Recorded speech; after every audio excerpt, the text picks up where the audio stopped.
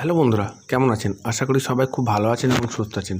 আপনারা দেখছেন টিটু সুপার বাংলা। আমি টিটু চলে এসেছি নতুন একটা ভিডিও নিয়ে। আজকের ভিডিওটা বেশ ইন্টারেস্টিং এবং মজাদার হতে চলেছে। তো এখনও পর্যন্ত আমাদের এই ছোট্ট চ্যানেলটি যারা সাবস্ক্রাইব করেনি তারা অতি অবশ্যই চ্যানেলটি সাবস্ক্রাইব করবেন। আর যারা পুরনো আছেন তাদেরকে অসংখ্য ধন্যবাদ। বাঙালি হয়ে বাংলাকে সাপোর্ট করুন, বাংলার এই ছোট্ট চ্যানেলকে এগিয়ে নিয়ে চলুন।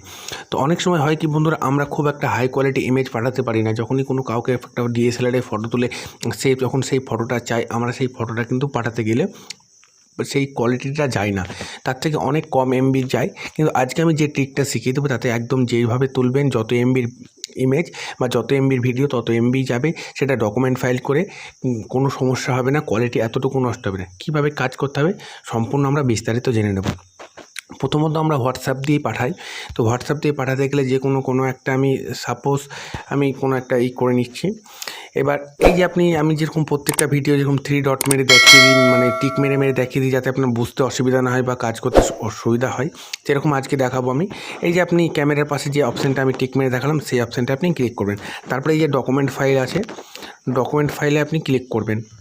এবার ডকুমেন্ট ফাইলে ক্লিক করার পর এই যে আপনি 3 ডট আছে, এই 3 ডটে কিন্তু ক্লিক করবেন। 3 ডটে ক্লিক করার পর এবার আপনার কাছে কিন্তু আবার একটা 3 ডট চলে আসবে, এই 3 ডটে ক্লিক করবেন। 3 ডটে ক্লিক করে আপনি ভিডিও পাঠাতে চান না অডিও পাঠাতে চান, কি আপনি ইমেজ পাঠাতেন, সেটার উপর ক্লিক করবেন। সাপোজ আমি ইমেজ দিয়েই আপনাকে দেখাই। এবার যখন আপনি পিকচারে ক্লিক করবেন, বা আমি পিকচার দিয়ে করে এরকম টাইপের একটা আসবে। সাপোজ আমি এই ক্যামেরা অপশানে গিয়ে আমার কোনো একটা ফটো, আমি সাপোজ এই ফটোটাই আমি পাঠাবো, তখন আমাকে করতে হবে কি এখানে সেন্ড।